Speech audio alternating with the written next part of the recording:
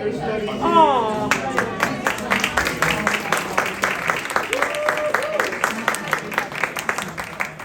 don't want to, punish the early people. I want to punish the late people. I don't want to punish anyone. I'm so grateful that everyone came out today. I know we're all experiencing impossible moments, and I'm not texting or receiving calls from my children. I have my speech. Short and sweet, I promise. On behalf of my co-director, Faith Prince, singing her heart out, rehearsing Betty Boop. We are so pleased to share the magic that is Roderick Ferguson with you. Faith and I have known Roderick for some time and been just bearing witness to developing this beautiful piece. The news is not great these days, to put it mildly, and I have been reading and looking at memes and things to get my news. A story that I missed, even though it's a pretty big story, 2 days ago, India's Supreme Court declined to legalize same-sex unions, dashing the hopes of millions of LGBTQ plus people seeking marriage equality. That story is big and it's real, and it got buried amid some very important stories. That being said, Roderick's story has never been more pertinent or vital. Plus, you guys, it's hilarious. It's hilarious. And please remember that things can be vital and important and hilarious. In my experience, during difficult times, it's very important to share our stories. That's where humanity comes in. This is Roderick's story, and I hope that some of you feel like it's your story as well. And without further ado, the marrying kind.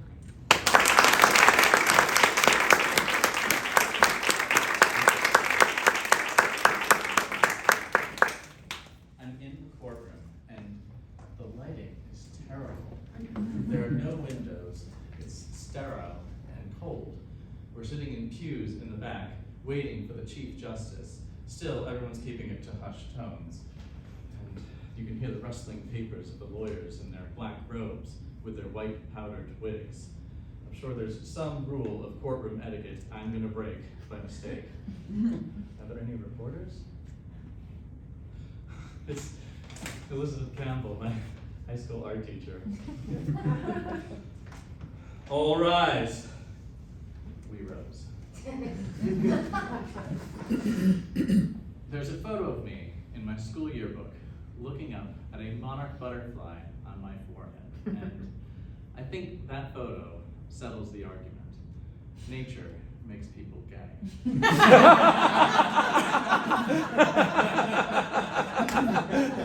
Monarch butterflies, they fly south to Mexico for the winter, where they speak Spanish. Not the butterflies, but the Mexicans. The Spanish word for butterfly is mariposa, which in Mexico is also slang for faggot, which is what the kids at school call me in English.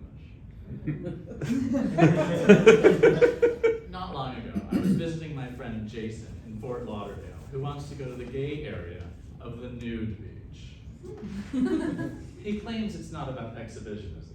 He just loves the freedom of not having to wear clothes in public. I don't feel like my clothes are such a terrible prison, but okay. He says everything feels different when you're naked. And I think that's a bit of a stretch. But one thing that feels different for me when I'm naked is paying someone in cash. But I had to rent a beach chair. If this is uncomfortable for you, imagine I'm talking about someone else. That's how I'm gonna get through this whole show. Now, it's not titillating for me, but what I find delicious is how much these gay men want to show off whatever it is they have to show. But the logistics are tricky, because if they're horizontal, it's only people who are walking right by who can see the display. But if they're standing, they can increase their viewership. These men are looking for any excuse to be standing. And I'm watching this one guy who is putting up a beach umbrella in slow motion, as if he's never done this before. But it's important to get it right. Just stand back. Is it too close to that one over there? Make sure it's in the sand, okay. Yeah, that's nice and firm. I don't know. Indecision. Honestly, you're so desperate for an excuse to be standing, bending over at the nude beach. Just collect seashells like I do. But watch out for the straight couple that likes to power walk up and down the beach. Just tits and bits flying. This would be a good time to talk about my mother. When I was a child, she referred to my private areas as my doodah day. As in, you don't want to get any sand in your doodah day. But I often did. Body surfing at the beach in Bermuda, which is where I grew up. Most people will admit they have no idea where Bermuda is, and I appreciate that. Others are pretty confident it's in the Caribbean, and they're wrong. But people think it is because of the Beach Boys. Bermuda, Bahama, come on pretty mama. It is an island in the middle of the Atlantic Ocean, but is much further north than the Caribbean. It's the same latitude as South Carolina, and for those who don't know, latitude is a fancy word for freedom. Which could be a theme of this show. Whenever I tell people I'm from Bermuda, they say, I don't think I've ever met anyone from Bermuda. Odds are slim, since we're a country that's 60,000 people in 22 square miles. Also, you may have met a Bermudian, but they didn't tell you they were from Bermuda, because they didn't want to have to explain the Bermuda Triangle. The only reason most people have even heard of us. But if I heard Bermuda Triangle, I would assume it was a triangle around Bermuda. But no. It's a triangle with 3 points. The other two, Miami and Puerto Rico. You don't know where Puerto Rico is either. Neither did I. It is in the Caribbean. It's a huge triangle, and Bermuda gets the blame for everything in half the Atlantic Ocean. Not our fault. As for the Bermuda shorts, they are formal attire. I wore them to my best friend's wedding. It's not so much the shorts as the knee socks that sell the outfit. It is a rite of passage in Bermuda. When you turn 16, you can drive a moped. Of course, when my cousins in Atlanta turned 16, they each got their own car. But because Bermuda is so small, there's a limit of 1 car per household, and you can't get a license to drive until you turn 18. I did not want to risk getting into an accident in my parents' car. As my mom likes to say, careful with that, it's worth more than you.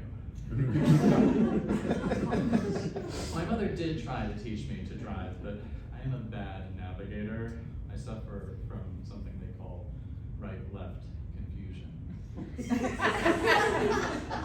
Or left-right confusion. Regardless, we ended up cursing at each other in the church parking lot, and I took that as a sign. I do find that the reputation of a country sort of rubs off on its citizens. America is a superpower, and most Americans imagine that they're pretty important too. There's a lot of talk about American values, but humility has never made that less. Conversely, Bermuda is this tiny country in the middle of the Atlantic Ocean. We're lovely, but nobody's top priority. So I have a very accurate sense of my insignificance in the world. My favorite thing about my Bermuda heritage is that our first settlers would turn off any lights on the island at night.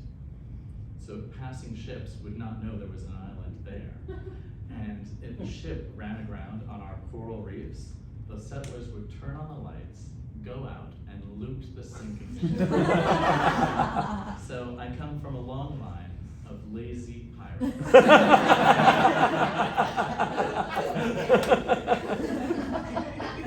For many years, I wouldn't tell people I was from Bermuda, because there was one response I did not know how to handle. Oh, it must have been so beautiful to grow up there. Not if you're gay. Yes, it is truly beautiful there, but the same could be said of Jurassic Park. Both places could still be a hostile environment for gay people. Because dinosaurs are prejudiced. And in Bermuda's case, I think they're trying to overcompensate for having pink sand. As a gay presenting kid in Bermuda, I was bullied by everybody. Bermuda was not a safe space for me. So, yes, I grew up in Bermuda, but I don't live there anymore because I was voted off the island. There actually was a vote. In 2016, they voted 68% against gay marriage, 62% against civil unions, and for good measure, 100% against same-sex pen pals. It's an abomination for two men to, write in cursive. So, a gay couple sued and won the right to marry. But the government had a mandate to outlaw man-dates.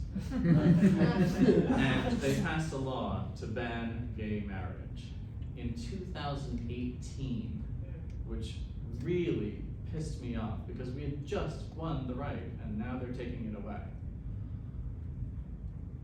When I was 6, my family spent a day out on the boat with this girl I had a crush on. And we had so much fun jumping off the boat into the turquoise water.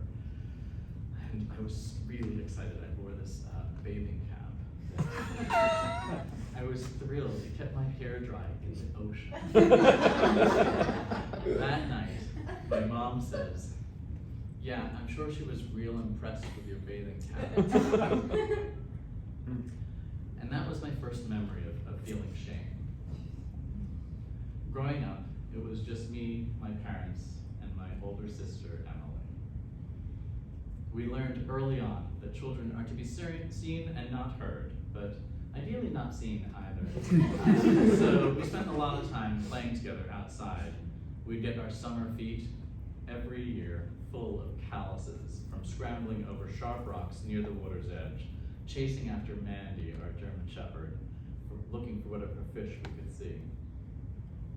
One year, for Christmas, I got my sister a book that I was confident she would enjoy reading, because she was halfway through reading it when I stole it from her, wrapped it, and put it under the tree.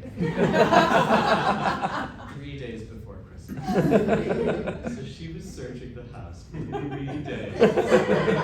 Yet she was not pleased when she opened it. That was an isolated incident, but it's a miracle she still speaks to me today. I'm 8 years old when I first discover monarch caterpillars in the neighbor's garden. And when I see the monarch butterfly, I'm obsessed. The butterfly is gorgeous, but monarchs are beautiful at every stage of their life cycle. It's just, the egg is exquisite. The caterpillar is striking. The chrysalis is gratuitously pretty. Dots of gold. It's just God showing off. And I get the caterpillars and feed them fresh leaves until they turn into a chrysalis. And the day a butterfly is ready to emerge, I stand watch. If it's a school day, I take my bug jar with me to school. So I won't miss it.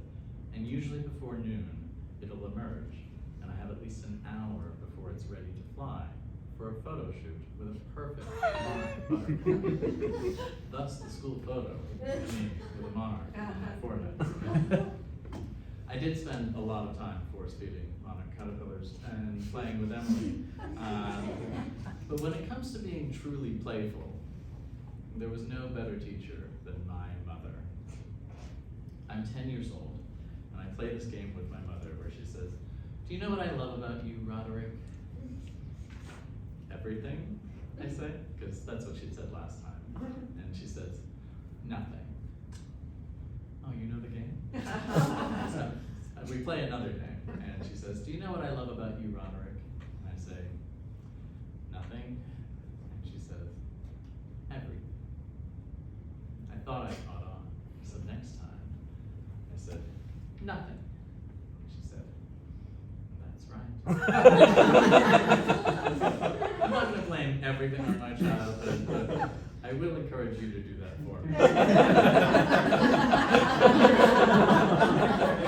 Because when my mom wasn't feeling playful, sometimes she could say hurtful things. As for my dad, my mom describes him as dangerously optimistic. So he and I do not have a lot in common. But we do share a love of language, and we also share the same name, Roderick Alexander Ferguson. I'm the fourth. Before I knew I was gay, my classmates had a thought that I might be. And in 7th grade, I learned I have something in common with a member of the British royal family. We were both called Princess Fergie. In gym class, Philip Smith thought I was looking at him. He said, "What are you looking at, faggot?" It's an odd way to fish for a compliment. He did not say that. But then he threatened me with an empty beer bottle, and I was too naive to understand the nature of the threat. That there's another step in the process that results in sharp, broken glass. I was just like, that's a pretty ineffective weapon to choose. A year later, in 8th grade, I was looking. It was not the first time I'd seen a naked classmate, but it was the first time that it mattered. So much so that I went home and I made a drawing of what I had seen, so I would not forget. And that was my first dick pic. It's February of 2018. I've recently moved to New York City, and I get a call from my Bermudian friend, Mark. "Hi, honey. This lawyer wants to sue the government over this marriage ban, but his client who was gonna do it just pulled out because they were afraid there was gonna be, harassment. So the lawyer needs someone else to be the client, someone who's gay, Bermudian, and single." "I'm thinking of doing it, but the government could fire me because I work for them. Would you do it?" This is a crazy situation where I might be a part of the fight for gay marriage without even having a boyfriend. I mean, I'd have to think about it, but if I was a good fit for it, it is a cause I believe in. "No, honey. I mean, would you do it if you were me? Would you support me?" So Mark goes to the lawyer and agrees to be the new client. The next day, Mark calls again. "I was gonna do it, but my mama, she begged me not to. Would you do it?" Oh, this time he's actually asking. Stephen Nutman is in my 8th grade English class. He's kind of overweight, so by the laws of high school, he's not very high on the pecking order either. But one of his creative writing assignments was a big hit. He wrote about an opposites world where Roderick was the coolest kid in school, and if anybody pissed him off, he'd bite them and leave his tooth in them. It was clever because I had a fake front tooth from coming off my bike when I was 10. Our school has a large field, and the far end of it has a stretch of Mills Creek. So at lunchtime, I take my ham sandwich and go sit by the creek alone, watching the fish and tadpoles in the water and dragonflies hovering above it. The larvae of the dragonfly are in the water, and I marvel at the idea that something could spend the first half-life of its life underwater and one day transform so drastically to be able to fly. Apparently I was really into metaphors at the time. The school bell rings. I can't hide from my classmates any longer, so I'm walking back across the field when I realize there's someone blocking my way. It's Julia Parker. She says, "You're gonna have to fight me," and shoves me, so I fall backward. I get back on my feet and I look at her, and I look down again, trying not to cry, because of how much my classmates dislike me. They work together to humiliate me, because I know Philip Smith and the other guys put her up to this. They'd all laugh and say that I was beat up by a girl. I'm still in 8th grade, and there's one teacher, Mr. Herman Smith, who was itching to teach me a lesson. We're in geography class, and he's drawing a diagram on the board, and he tells us to wait before copying it down. Normally, I follow rules, but I want as much time as possible to get this diagram just right, so I jump the gun, and soon I feel his looming presence in front of my desk. "Ferguson, stand up!" I stand up. "Now walk over to the window." I walk to the window at the back of the classroom. "Now open it." I open the window. "Now jump out." We're on the second floor. "If you're not going to listen to what I say, you might as well not be here." Lesson learned. I do love Bermuda. I just don't care for the people. But to be fair, how could people compare with monarch butterflies, coral reefs, green sea turtles, and spotted eagle rays? I truly grew up in paradise, but some days it felt like hell. Where does one turn when the world is cruel? Why, to Jesus Christ, of course. Our family went to the Church of Scotland, so that even if the sermon is boring, it's at least in a Scottish accent. We start attending church when I'm 8, and at first it's just my mother, my sister, and I, until I said, "Why doesn't Dad have to go?" And that is how my father found God. One Sunday morning, my mom says, "Roderick, it's Mother's Day. I know you probably didn't get me a card or anything, but can you at least wear a suit to church today for me?" I had no idea that it was Mother's Day, so I put on a suit, and I went to church, and I learned something at church that day, and I learned that it was not Mother's Day. My mom just tricked me into wearing a suit on a random Sunday, and I have to respect that. It's 2018. I'm just off the phone with Mark, and I call the lawyer. How can someone who's single be the client? If the client is single, we have the argument that you had the right to marry, but it was taken away before you were in a position to exercise it. So they just need me to state that even though I don't live there, I am a gay Bermudian, and I'd like to get married there someday to the man I love, if I ever meet him. I'm not a lawyer. It seems like we have a pretty weak argument based on a hypothetical. The lawyer says, bad things happen when good people don't take action. I didn't have a lot of play dates as a kid, but I did get a lot of phone calls. You're a faggot. Nobody likes you. Why don't you just kill yourself? That's the short version. But this hate speech over the phone usually went on for a couple of minutes. I didn't want to give them the satisfaction of hanging up immediately. I waited till they ran out of steam before I'd say, have a good night, and then I'd hang up.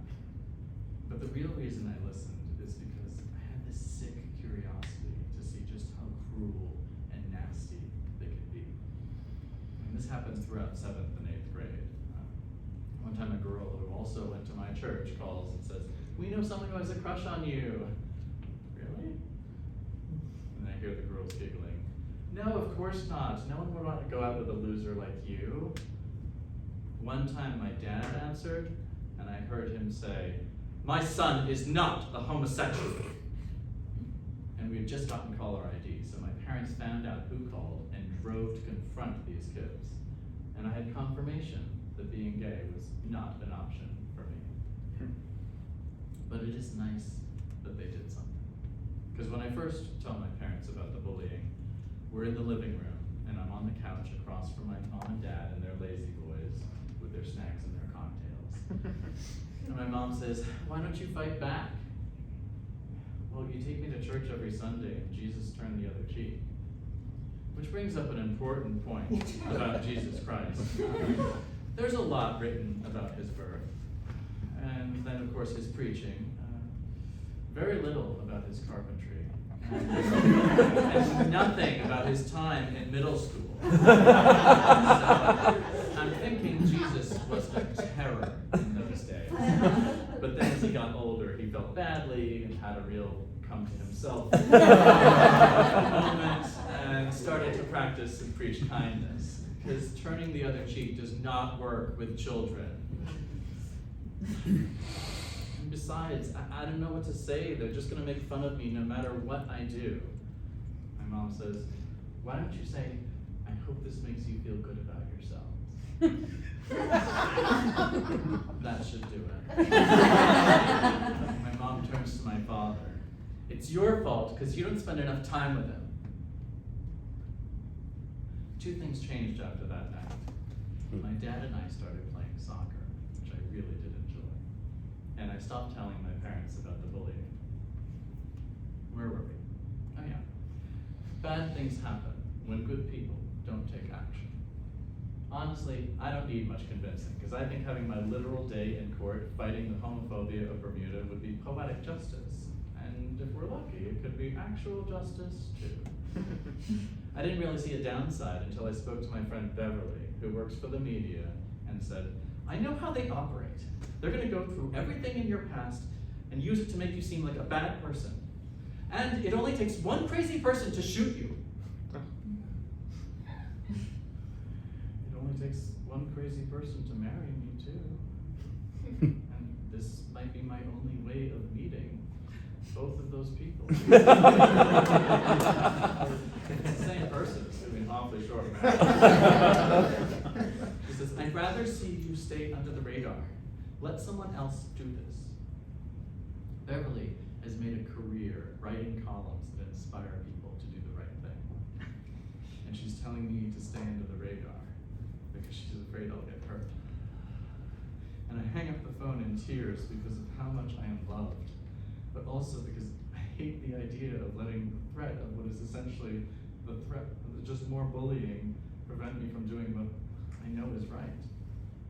But we're talking about fighting a government. I'm not cut out for that. I don't even trust myself to plan a trip. There are places I want to go, like Mexico. Because every fall, millions of monarch butterflies migrate from as far north as Canada all the way south to the mountains of Mexico, where they spend the winter clinging to fir trees clumped close together for warmth. And in early spring, it gets warm enough for them to fly. They mate, and then they migrate north again. And I've always wanted to go and see the monarchs in Mexico, but last time I went to a foreign country alone, I was scammed before I even left the airport. But as long as I'm not in charge, I've discovered I have a totally unwarranted sense of safety.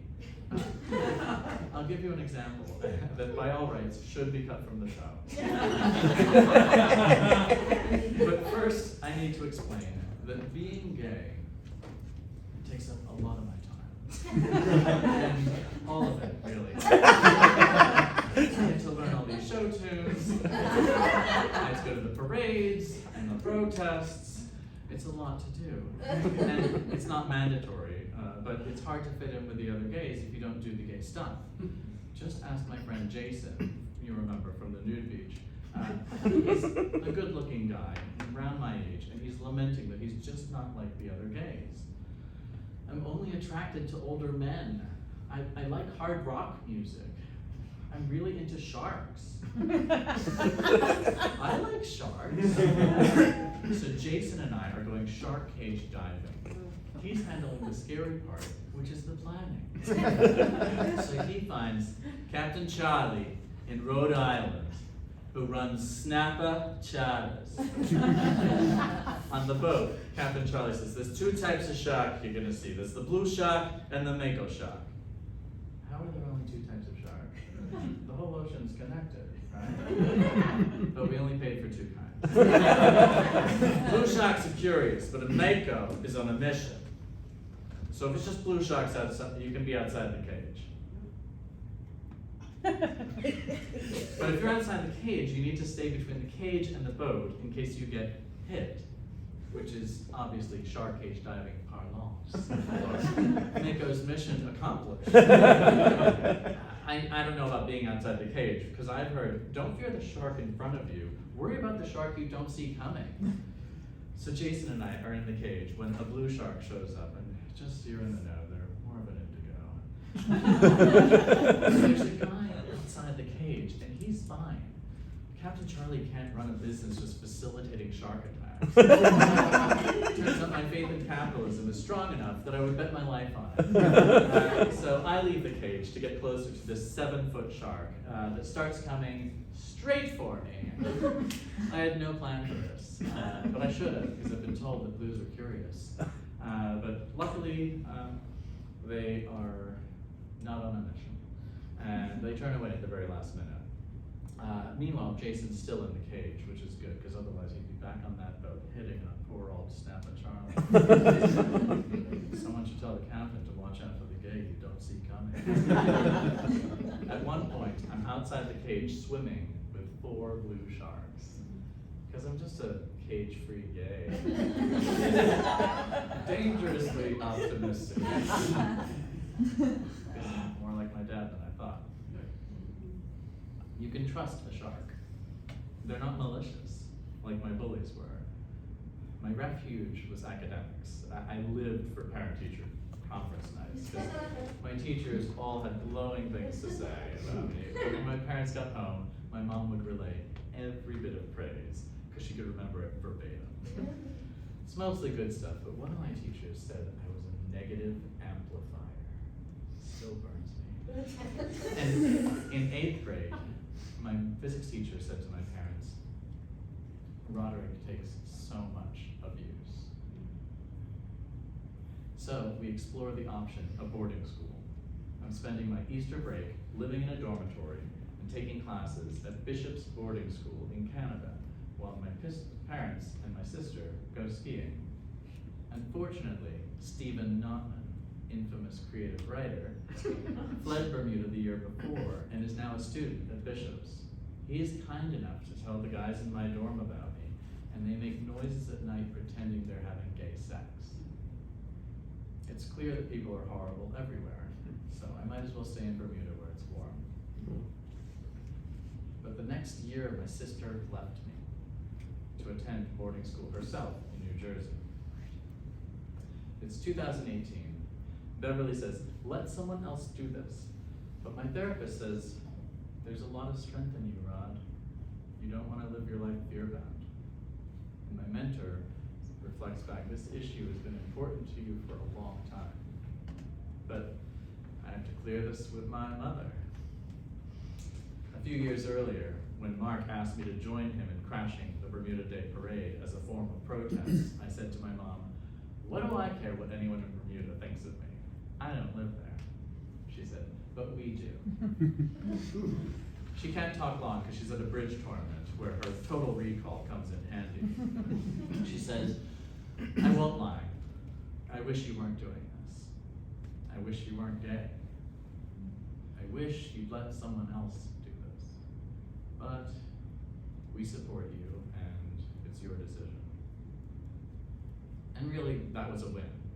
I don't know what I would have done if she'd asked me not to.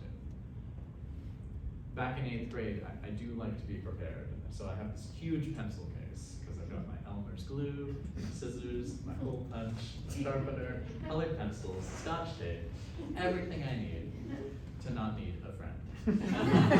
But I really want the girls to like me. So I take Jolly Ranchers to school to buy them. And it works. Kids are very transactional. But then Philip Smith says, how about one for me? No. But then he asks one of the girls for hers, and she gives it to him. And I'm thinking, no one's getting a Jolly Rancher from me ever again. But I had a established that people like Jolly Ranchers, so I started to sell them instead. Soon my parents find out, and they are very upset that I'm buying at retail prices. My dad says, you need to buy them wholesale, they make much more profit. They also say, you can't charge the guys more than you charge the girls. That's actually illegal. Like there's gonna be a lawsuit. My parents are great at nurturing a small business. So I start buying Jolly Ranchers in bulk at wholesale prices. And I need a second pencil case for my inventory. But I have a serious problem, because recess is a tight time frame to move a lot of product. And I'm digging through this pencil case, but like cherry, fruit punch, strawberry, watermelon, they're all red. How do you find the right flavor fast? Well, my mother sewed extra pockets into my school blazer. So now it's a family business. The teachers let me get away with it because they felt sorry for me. They were like, just don't sell gum. Weirdly, it shifted my role. Like, the bullies couldn't beat up on the same person that was their dealer. I made $1,000 profit in 2 years. When I was 15, my mother and I watched the movie Muriel's Wedding an unhealthy number of times. We know every line. And Muriel is the ultimate social outcast, and everyone is horrendously mean to her, and it delights me. In the very beginning of the movie, she catches the bride's bouquet at someone else's wedding, and the bride is like, who called it? And someone else says, Muriel. Muriel, holding the bouquet, says, looks like I'm next. What's the use of you having it, Muriel? No one's ever going to marry you. You've never even had a boyfriend. They even try to make her throw it again. Muriel desperately wants to get married to prove she's not a loser after all. If I can get married, it means I've changed. I'm a new person. On an unrelated note, I've always wanted to get married. It's 2018. I've got the reluctant all clear from my mother, so it's up to me to decide whether I'm going to fight the government. I would not fight the US government, because obviously it's flawless. The government is a small one. Still, I am scared. Bermuda is not alone in wanting to roll back rights for gay people, and there's no telling who might get involved or to what degree they might come after me. On the other hand, this would be a hell of a story to tell my future husband. Did I mention this is all taking place on Valentine's Day? It's a great day for me to be preoccupied with my relationship status. Single. I decided to take myself out on a date to see The Greatest Showman. And it gave me a sense that I'm really meant to be doing this. The next day I call the lawyer, sign the papers, and head to the post office singing, when the sharpest words wanna cut me down, I'm gonna send a flood, gonna drown them out. I am brave, I am bruised, I am who I'm meant to be, this is me. And at my celebratory lunch, I'm thinking, this guy at Subway is being awfully stingy with the tuna fish. Someone who's making history. I'm so proud to be the client for this case. The next day, it was announced in the paper, and judging from the commentary, I was the worst client for this case. Our opponents could dismiss me as an outsider. He doesn't even live on the island. The Black Bermudian community could dismiss this as a white issue. Even people who were on my side thought I didn't have a case, because he doesn't even have a partner. My statement starts, while I may not have a partner at this time, I have always considered myself to be the marrying kind, etc., etc. The Royal Gazette printed my statement, along with this photo.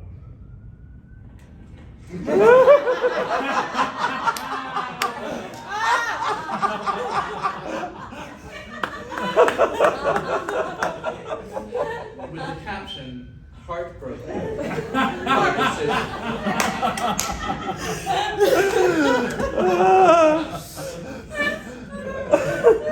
A friend saw the photo and said, of course they had to choose the gayest photo. I chose that photo.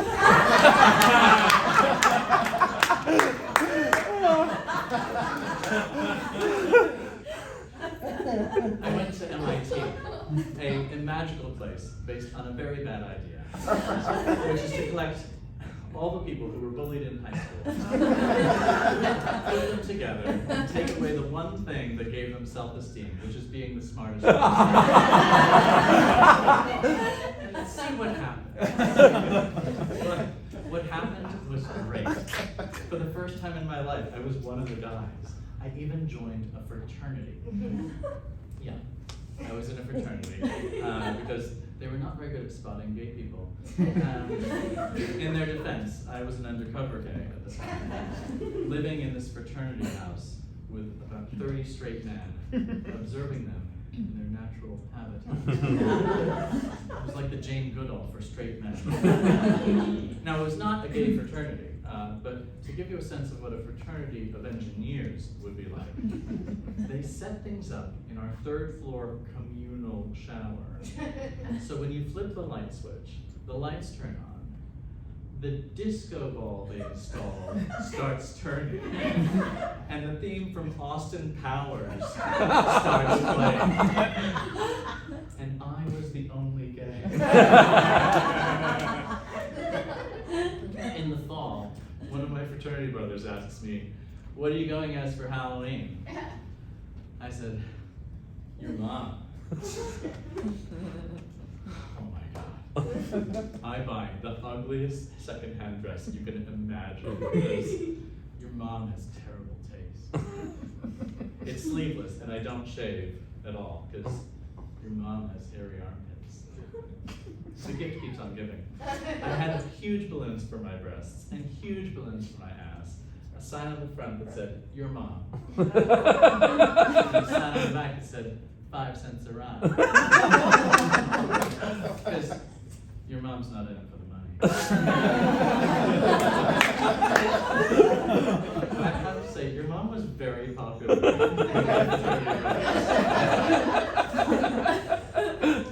So far, my father's been pretty absent from this show, and that is because he financed it.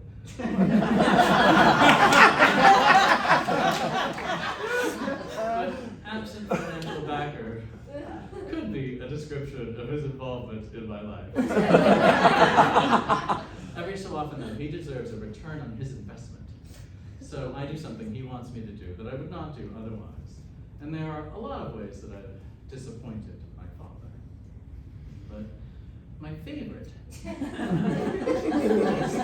I've never been much of a sailor, which is how I ended up on a sailing trip from Massachusetts all the way to Bermuda, crossing half the Atlantic Ocean with my sister and 20 strangers on a 90-foot sailboat. Before we set sail, we had to do a safety drill for the man overboard situation, and we failed the drill. 22 of us, and nobody threw over a life preserver. Speaking of needing rescue, with our legal challenge, it was just me and my lawyer. Thankfully, within a month, more people joined the cause. So now there's a team of lawyers, me and my co-plaintiff, Gabby Jackson, a black lesbian Bermudian who lives on the island, an amazing woman who is also a hypnotist. It's not necessary for the case. It's nice to have. So before we go further with this lawsuit, I should explain the court system. Whereas in the US, you've got 3 levels that ends at the Supreme Court. In Bermuda, our first level is the Supreme Court of Bermuda. Our second level is a Court of Appeals. And our highest level is actually in London, and it's called the Privy Council. And at each level, there's a hearing of arguments from both sides, and then sometime later, the court hands down a decision. I fly down for the first hearing in May of 2018, and Emily does too. The night before, I'm with my mother, next to the pool outside of our Pepto-Bismol colored home. You understand it's not really my thing. I don't have to go, do I? Mom, if you don't come, people are going to assume you don't support my doing this or even support my being gay. I don't really care what people think. The next day, my father, my sister, and I go to the Supreme Court of Bermuda, and my mother goes to the Bridge Club. The lawyers and the judge wore their black robes and those white powdered wigs, and were sitting in pews in the back watching these heterosexual men and women tend to the legal matter of gay rights. My lawyer says, gang members have come up to me and said we're doing the right thing. Should I be worried? My lawyer knows gang members. And once again, that's not a valid legal argument. The lawyer representing the Crown gets cocky. If we legalize gay marriage, then what's next? Well, it's right there in the LGBT, bisexual marriage. Which naturally means 3 people.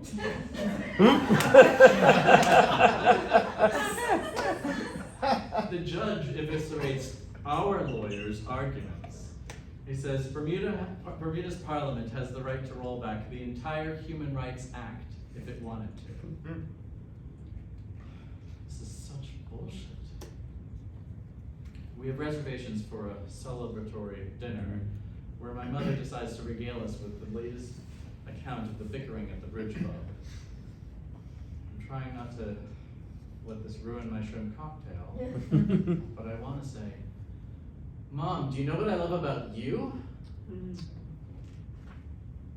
In my fraternity, each pledge is assigned a big brother. Mine was Charlie, a computer nerd like me. But remember, at MIT, nerds are cool.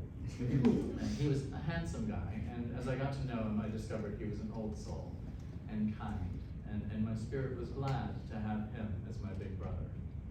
Charlie wasn't gay, and officially neither was I. But I flew home to Bermuda for Christmas break, and one day I got an IM from Charlie. Rod, I love you. I can't wait to see you again. Sounds like someone's big brother has been drinking, but I miss you too. Sorry, Rod, I was in the shower. That was Jay sending those messages as a joke. Too late. That joke ignited the feelings I had for Charlie. I worked on my pledge paddle late into the night, singing Evita non-stop. Scared to confess what I'm feeling, frightened you'll slip away, you must love me. From then on, I tortured myself, reading too much into any negative interaction while beating myself up for how much I hungered for the positive ones. I sank into a depression, hating myself, taking the closest thing I had to the love I wanted and pushing it away. I'd always held out hope that my sexual desires were fixable or a phase, but now, having feelings for Charlie, it was official. I was gay. I feel much better about being gay now that you're all here. But at the time, I was really depressed. And one day at the mall, this guy is offering a free personality survey. I keep walking. But then I thought, it might be fun to see how fucked up I am. So we go into this building where he gives me a survey that's 200 questions long. So now I'm invested. And afterwards we go over my results, and he says, do you use drugs? I said, no. And he said, well, that is great, because most people with your score have resorted to drugs. To this day, I feel pretty proud of myself. But he says they can help. They're the Church of Scientology. Which I missed entirely, even though it's etched into the stone of the building. Then he says, You should sign up for our introductory course. It'll be really helpful, and it's only $46. I say, thank you, I will definitely think about it. There's no way I'm doing this. I know it's a scam. My fraternity, we sign up pledges every year as a joke. He says, no, you should sign up now, because in your survey you said you tend to procrastinate. These people are good. So I signed up. And I'm 2 weeks into my course. When my course supervisor, Marie, realizes, you never saw the introductory video. So I see it. Marie, this is such blatant propaganda. It's offensive. If you had shown this to me on the first day, I would never have come back here. But Marie pacifies me. Turns out I easily back down. And they did try to help me. They hooked me up to a voltmeter for high school physics class. And Marie says, recall a happy time from your childhood. This might be the longest pause. But I found one, but it wasn't enough. I'm still gay. All I want in this world is for Charlie to love me. But Charlie's not gay, and even if he were, he would not be into me. I've got horrific acne. Marie says, well, you've hit a block, so we think you should take this next course that's $173. I don't know, Marie. There's a chance I might hit a block in that course and have to take the $982 class. So I think we might be done here. Marie says, that's fine. We just need you to sign this form that says, if you kill yourself, it's not our fault. Which I'm perfectly willing to do. But if that's a standard form for your organization, maybe if you're a mental hospital or Joanne Fabrics, if you're a church, Marie, maybe you've hit a block. A week later, I actually came out to my parents over the phone, and it went something like this. Hi, Mom and Dad.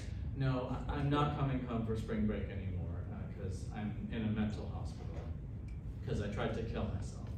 Because I'm in love with Charlie. Ta-da! Don't worry, it was a long time ago, and my life is so much better now. Even on my worst day, I would not even consider calling my parents. In my defense, at MIT, suicide attempts are practically part of the curriculum. Extra credit. So it was because of how I felt about Charlie, and because I did not want to be gay. But I tried to kill myself in a very dramatic and gay way. I'm staggering around in a snowstorm in New Hampshire. I'm from Bermuda, it was more like flurries. And I'm belting out Miss Saigon. Please, don't you see, that's all I live for. I have him and nothing more. I'm taking my first bottle of Tylenol. That's one recommended dose after the other. Washing each down.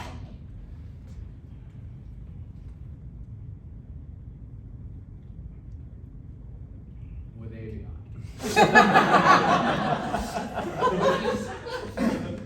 Pricey brand of water. But this does not feel like a job for Dasani. He's my only joy. This is all taking place at our fraternity's annual retreat in New Hampshire. And that evening, they introduce us to a ritual called Rosebud Thorn, where we sit in a circle and each of us shares a rose, something positive, a bud, something uncertain, and a thorn, something that hurts, proving that men are capable of sharing how they feel once a year. My rose is being here with all of you guys. My bud is academics. I'm not sure how much I care about them right now. And my thorn, I don't have any thorns.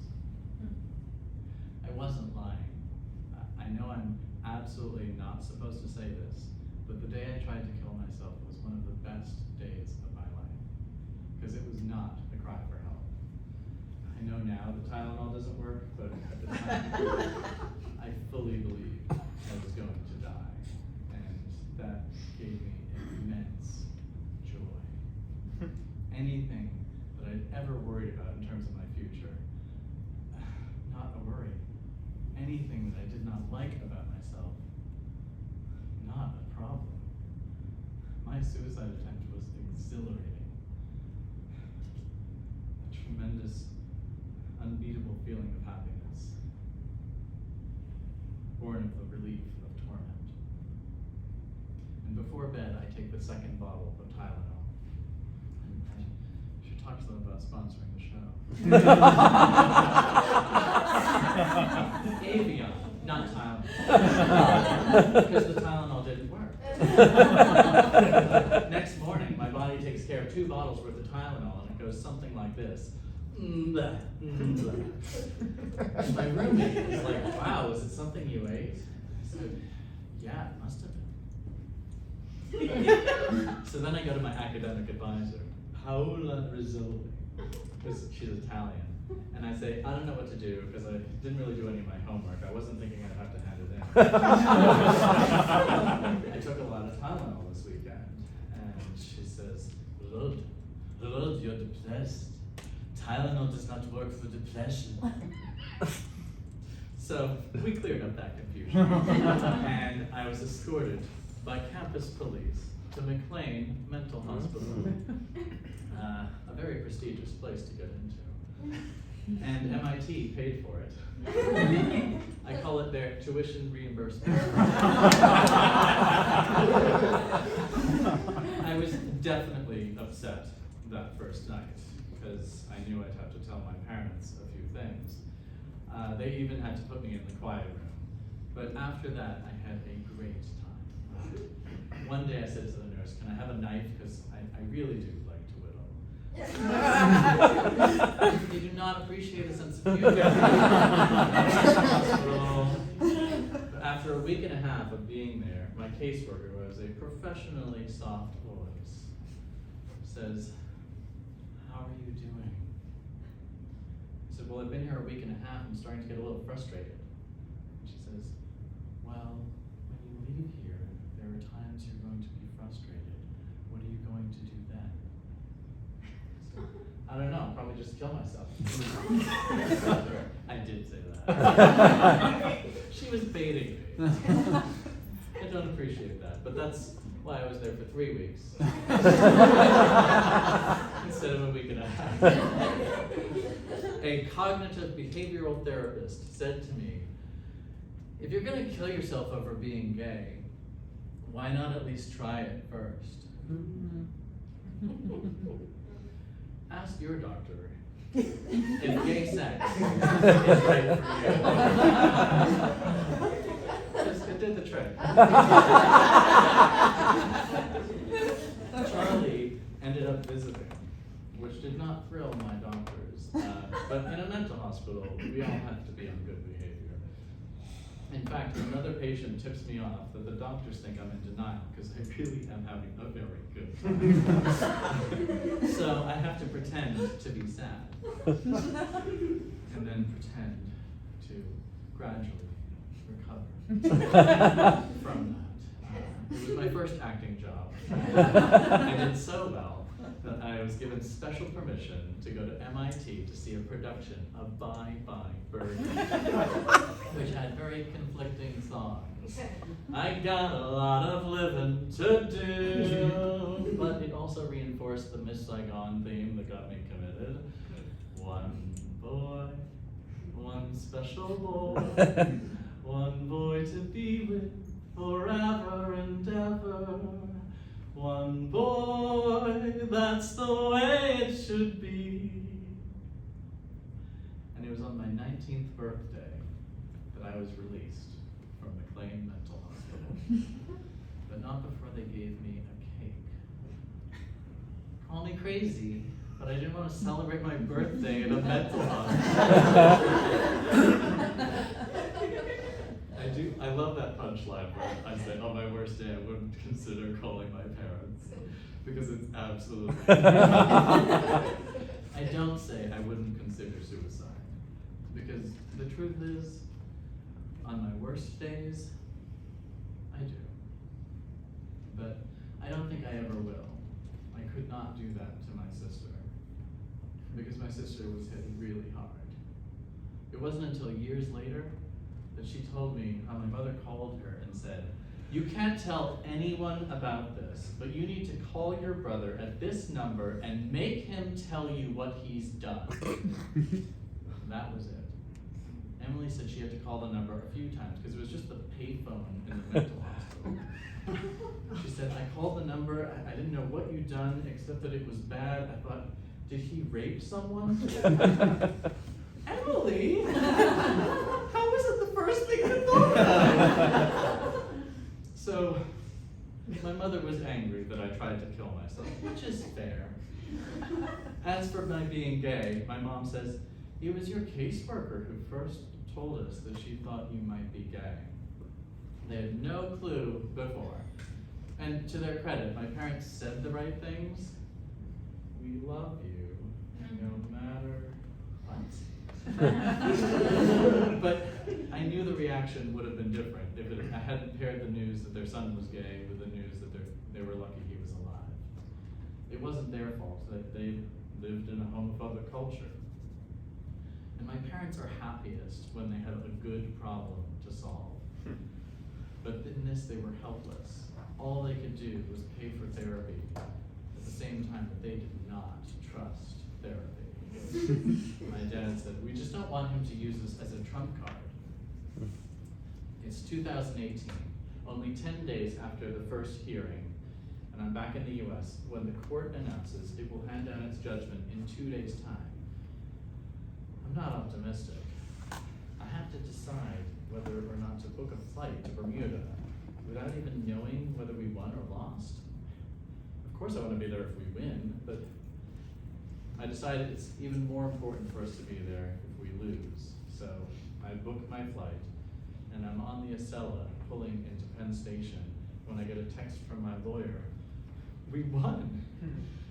I feel like shouting for joy, but I was in the quiet car. And I'll get in trouble if this is leaked before it's handed down in court. Apparently, if you're the client, you get to know the outcome a day or two in advance, at least at this level. I called Gabby. We were so proud. I tell my sister because she had already booked her flight too. But we decided to let it be a surprise for our parents. In Bermuda, my mother says, "Well, I've got my exercise class, but I'll try to make it out." The next morning, Emily and I are in the courtroom. My dad walks in alone. I guess Mom's still parking the car. We had to pretend we were nervous and pretend to be surprised. But we did not have to pretend to be delighted when the judge ruled in our favor. It was glorious. My rose is that Bermuda got to see that I have the best sister. Because Emily was in the photo with Gabby and I on the front page the next day. My bud is that I was still single. My thorn is that the government was granted a stay of the decision while they appeal. So the gay marriage ban is still in effect. Back at the fraternity, I came out and I moved out. The move was recommended by my doctors, not my fraternity brother. Still, I came out in such shame. I wanted to make clear that being gay was not my choice and being alive was not my first choice either. A year later, at the fraternity's annual retreat, Charlie came out. Eventually, I moved back into the fraternity, and I am not proud of this part, but around Charlie, I behaved like a jealous boyfriend, even though we never dated. I was so mad at him for not loving me enough to make up for the fact that I didn't love myself. He tried to reassure me, but the cycle repeated. Sorry, Charlie.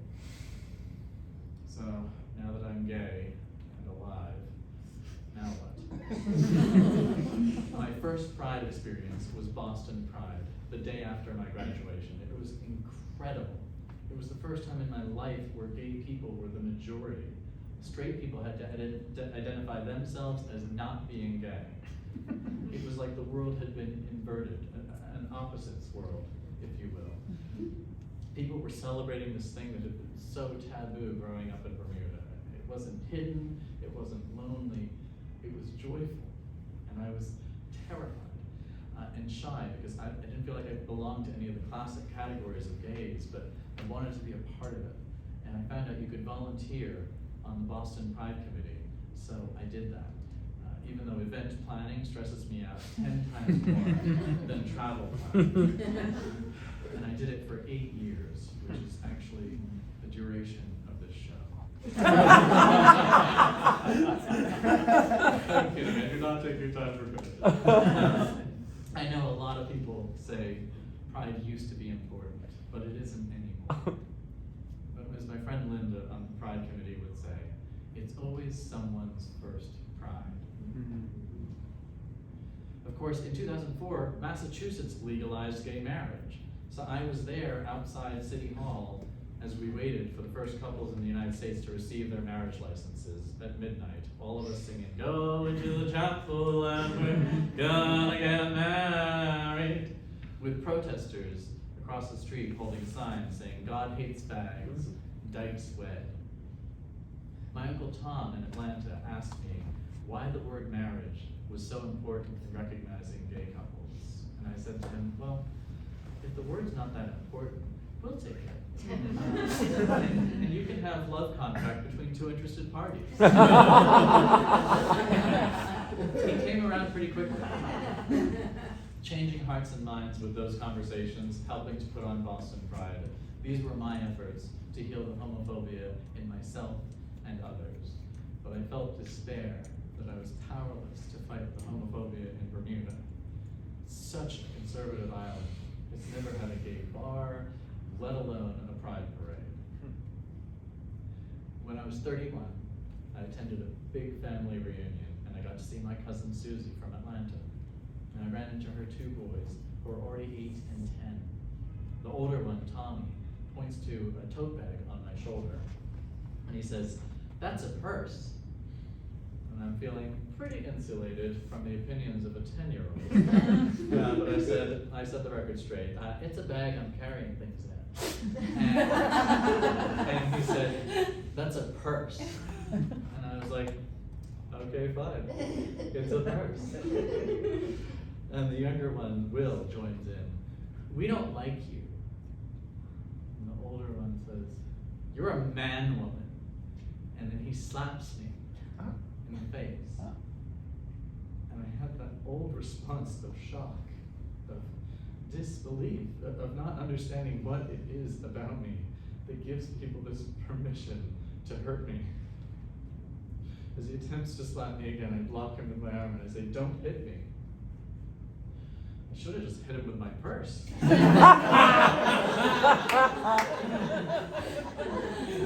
aunt and uncle showed up. Now, my aunt is this lovely woman who's been a teacher of kids her whole life, and she's barely taller than they are. And she knows that boys are like that. And my Uncle Tom, who knows the importance of the word marriage, says, "You're overreacting. They hit their granddad all the time." But they don't hit him for the reason they hit me. And I can't get over it. They're children. I'm an adult. I'm a relative. And it doesn't matter because they sense in me something that offends. When I was a little boy, I would sneak into my mother's closet and try on her fur coat. It felt so glamorous and soft. And yes, my mother had a fur coat in Bermuda. It never snowed. It's the spring of 2011 when I find this man who's selling off his inventory of theater costumes, and I bought 8 gowns. I'm showing them to my friend Linda from the Pride Committee. "You should enter the Pride pageant." I had no thought of becoming a drag queen, but it's hard to find an occasion to wear a dress as a man. "I can't lip sync." Miss Thing, you can sing. But I have no chance of winning because I'm not going to do fancy makeup and try to pass as a woman. Like, I like it when it's obviously a guy in a dress going like, I'm a lady. No, this year there's a new category called Royal Gender Bender. Okay. But I need a name. Roderick does not translate well to a girl's name. But Rhonda works. And in Muriel's wedding, Rhonda Eppenstock takes Muriel under her wing, and together they run into the girls who used to bully them in high school. One of the mean girls says, Rhonda, come and have a drink with us. We're not in high school anymore. You don't have to feel as if you're not good enough for us. And we can't leave you all alone. Rhonda says, you can shove your drink up your ass, Tanya. I would rather swallow razor blades than have a drink with you. And by the way, I'm not alone. I'm with Muriel. So I'm gonna be Rhonda. Rhonda Bout. She gets around. Not to be confused with her cousin Rhoda. Roderick. They travel in the same circle. Or their Russian relation, a spin in a circle. But how do I sound like a woman? I can't maintain, I'm a lady all night. Though I want to. How do I sound like a woman? My cousin's from Atlanta. Well, hello there, handsome. Bless your heart. Well, on the night before the competition, they bring in a pageant consultant. You need to respect what you're doing and look your best. Oh God, looking terrible is my entire gimmick.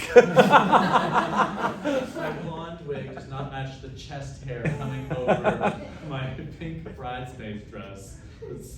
And I'm wearing flip-flops and a baseball cap. It's too late now. I'm just gonna have to have as much fun possible losing spectacularly.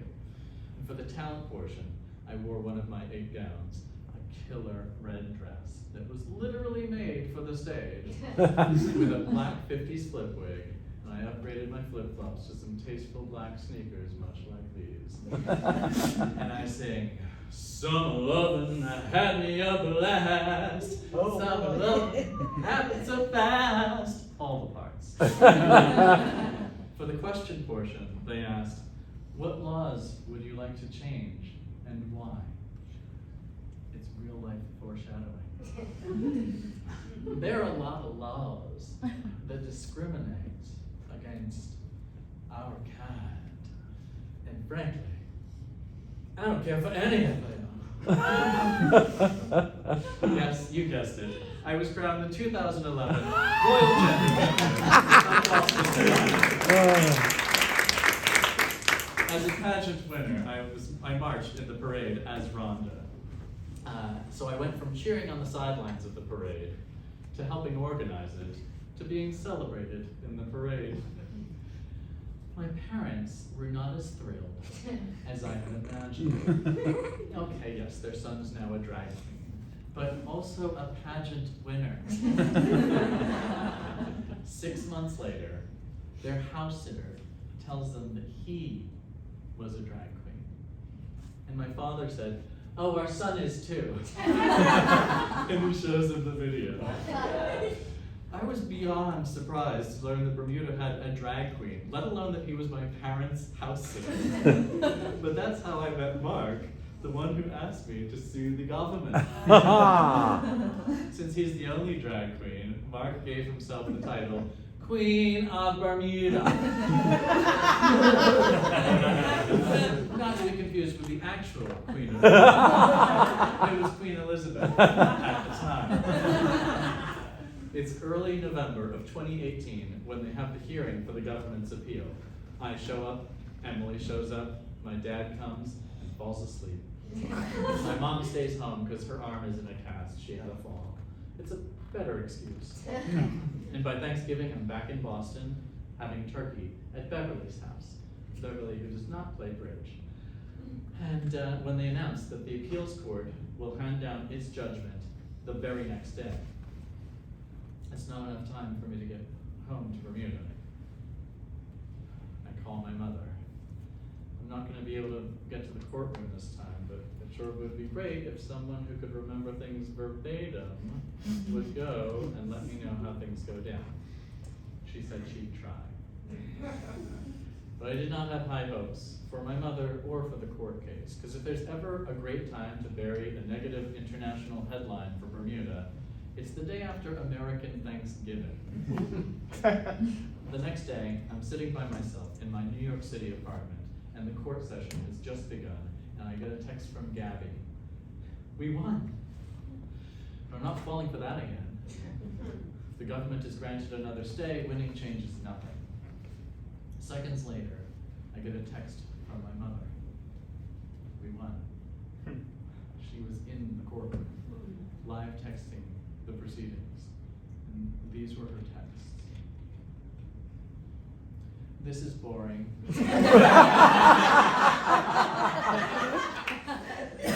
These wigs look really stupid and pretentious. Dave Simons is one of the justices. He's clearly on our side, and a very good bridge player. And after a 5-minute recess, the government's request for a stay was denied. People can get married. Roderick, I'm trying not to cry. I'm so happy and glad I came. My mom came through for me when I needed her the most. And after all this, she gets to be the hero of my damn show. And what kills me is that my sister showed up every single time. It still means more to me that my mother showed up once. So gay marriage was legalized in Bermuda the day after Thanksgiving in 2018, and many couples got married thanks to our case.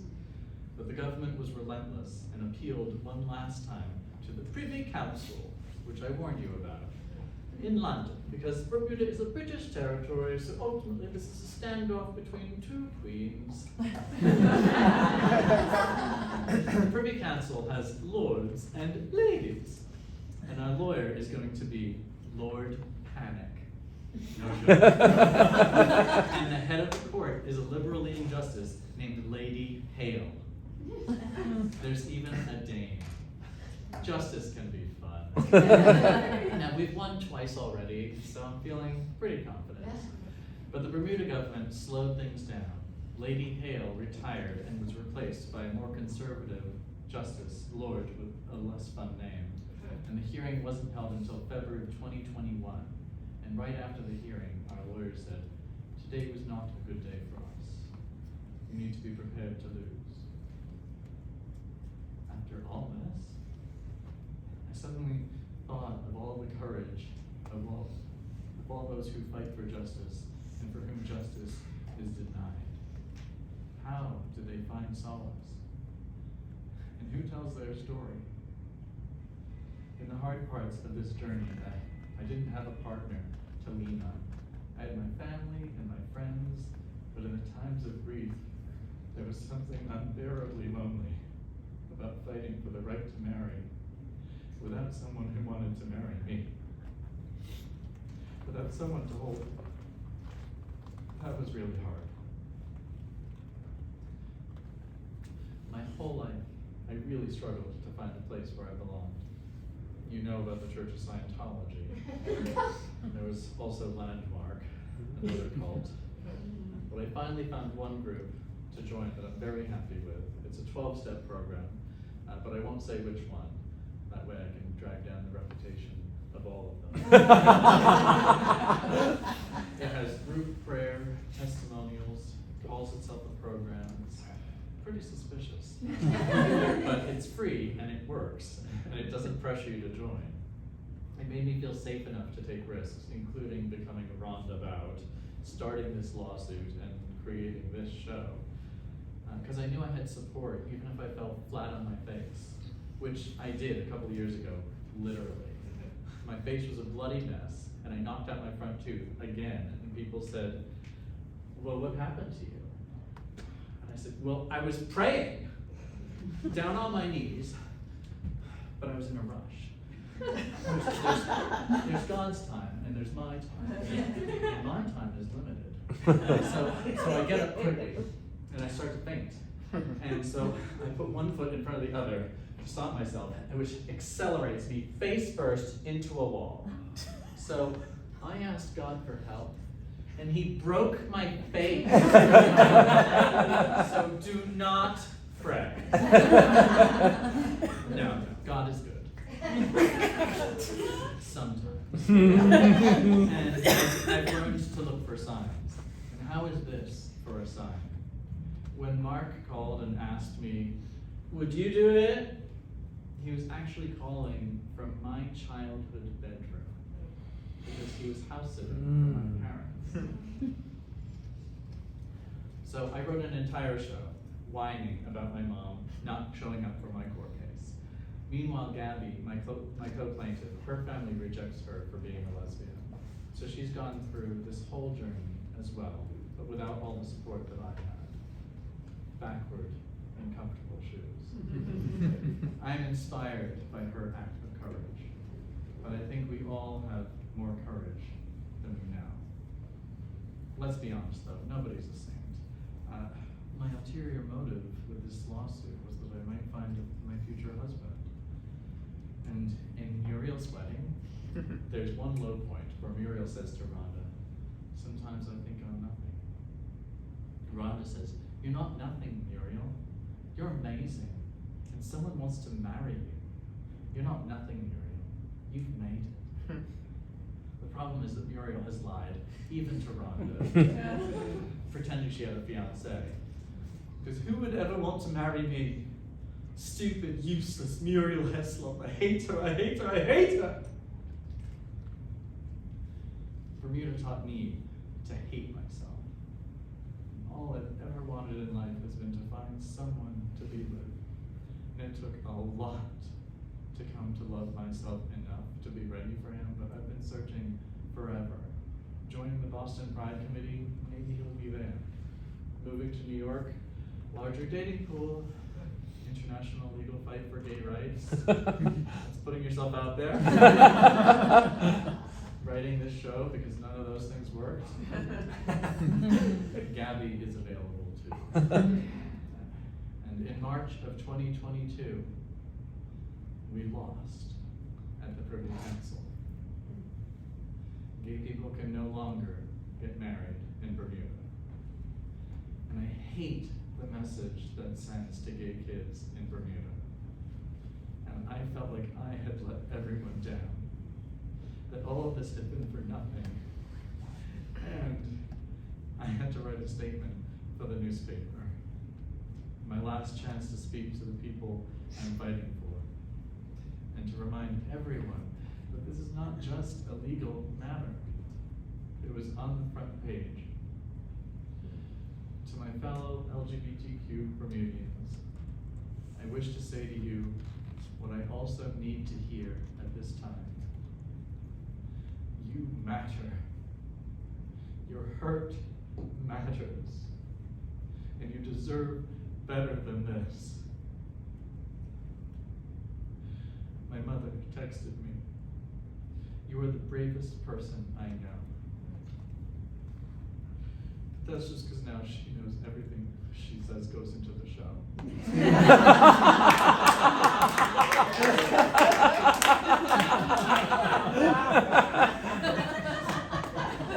Trying to improve her art. When we lost at the Privy Council, we were done.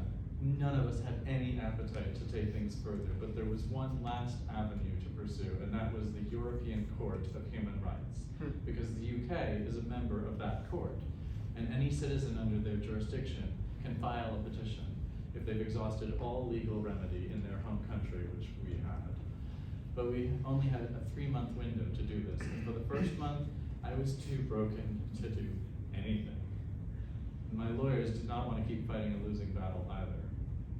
But a woman who was a researcher in the UK at a law university thought our case was unique and had a chance of paving the way to make gay marriage legal across all of Europe. So we got the gang together And she convinced us to file this petition. And it could take 5 years or more. And it could be dismissed any day. But I do have a piece of paper saying Roderick, Ferguson, and others versus the United Kingdom. So by August of 2022, I was back in New York and feeling much better about life, and that is when I was attacked on the subway. Reading my Kindle, waiting for the train, when out of the blue, a man just punches me really hard. One swing, he gets my ear, my cheekbone, and my jaw. And I stumble away, but it didn't stop there. He yells, "Faggot," and starts chasing me. And I take off yelling, "Help!" for the first time in my life. And thank God I'm a good runner, or he would have caught me, but he gave up at the stairs. And I go up to 3 different people saying, "Am I bleeding?" And of course, they have no time for me. None. This is New York. Oh, buddy, we're not falling for that, right? And that hurt my spirit more than the punch. My jaw hurts, but I'm not bleeding, and I know I didn't lose consciousness, so I head home, and I call my sister. "Emmy?" She says, "Did somebody hurt you?" Like she was talking to a little boy. She wanted to come to New York City and hurt this guy. And I felt like I'd ruined her day because I made her feel helpless and angry. I really had no desire to hurt him. He was so angry he had to punch somebody, and I was right there. But he did use the word faggot, so I go to the police station to make a report. And they asked if I'd been checked out medically, and I said no, and they said refused medical treatment. And I was like, I wasn't offered any. I tell the officer my story, and she calls out to one of her colleagues, "Assault 3. And I was like, "Well, what's assault 3? And she said, "You weren't seriously hurt." "Because I ran." Her supervisor sees the word faggot and changes it to a hate crime, which made me cry. But it turns out that the only difference between assault 3 and a hate crime is that a hate crime is more paperwork for the police.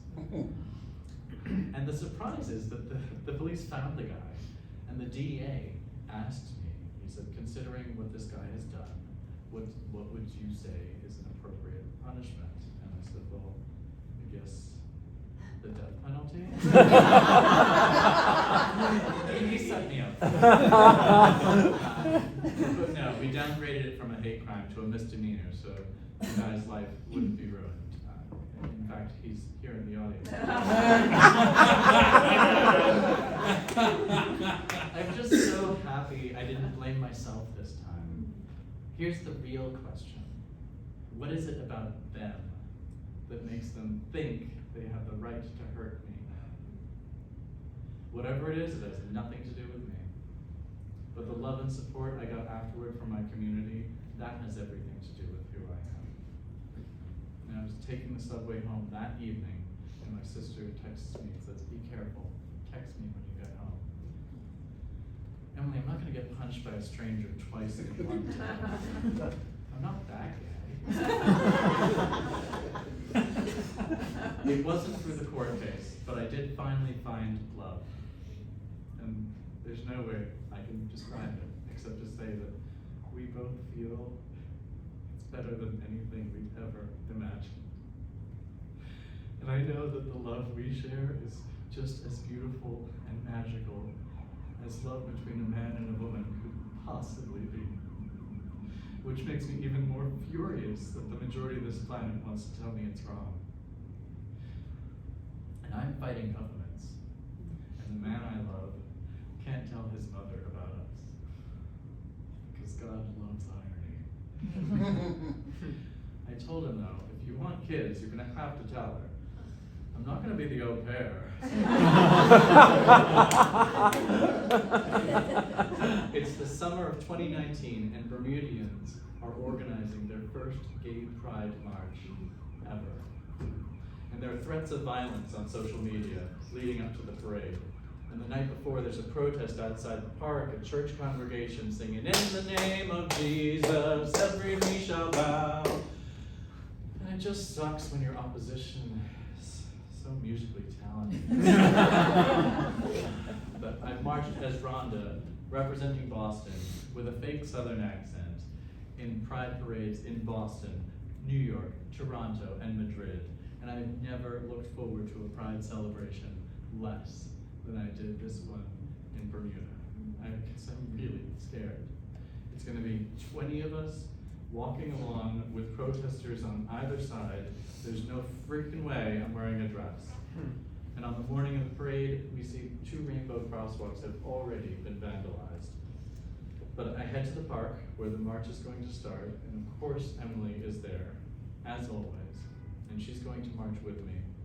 And my dad is there too, but probably not a marcher. And there's my uncle and my cousin. And the parade starts, and every other pride parade I've been a part of has had contingents, you know, each with its own banner. Here's this gay bar, here's this corporation, here's this politician, here's this church. But that day in Bermuda, it was just one banner, followed by 6,000 people. 10% of our population. No one was on the side of the parade. Anyone who disagreed with us stayed home. And anyone who supported us marched with us, including my dad. But my mom was off the island at a bridge tournament. She told me not to tell you that. Before that day, gay Bermudians had no idea how many people supported us. And people came up to me saying, I never thought I would live to see this day in Bermuda. And I felt the same way. I never thought I would live to see that day. It still gives me goosebumps. None of us thought it could happen, and yet it did. And regardless of the court case, they can't take away that magical day in Bermuda. Now, looking back on that day I tried to kill myself, I can honestly say, I've had better days. Truly. I've had the honor of learning that you don't have to be someone important to do something important.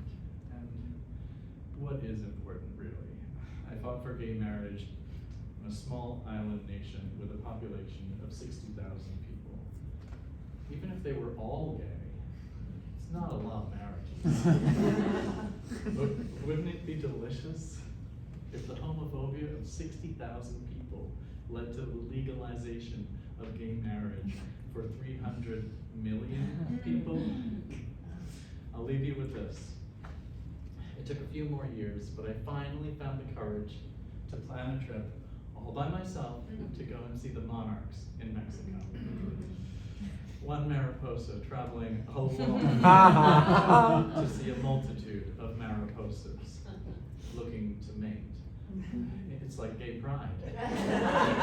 And there are some homosexual monarch butterflies, but they're not organized. I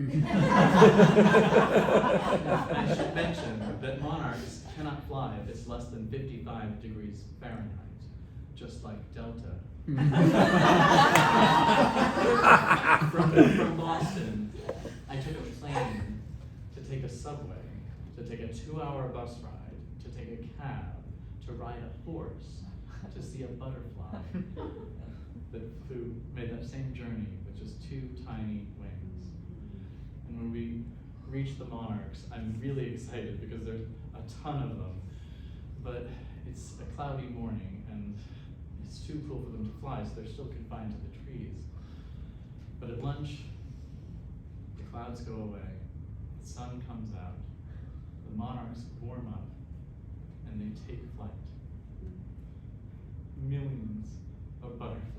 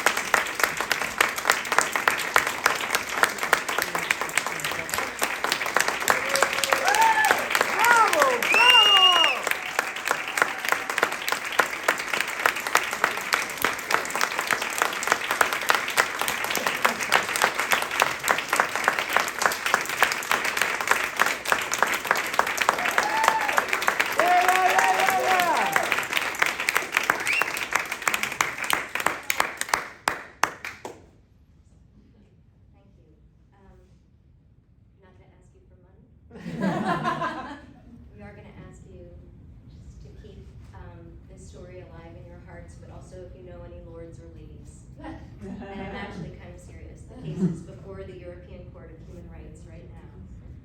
Roderick's been writing this in real time. And so all we want, unless you want to produce the show, you're welcome to. But